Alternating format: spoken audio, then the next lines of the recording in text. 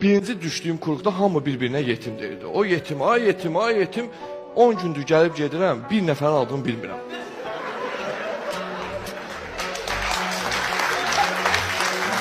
Hamı bir-birinə yetim deyir. Ona yetim deyir. Mən də məcbur birinə müraciət eləmək üçün dedim yetim. Hamısı söndü baxdı mənə. Sonra bir şey tapdım. Bir 5 nəfər durmuşuq küçədə, hamımız bir-birimizə yetim deyirik.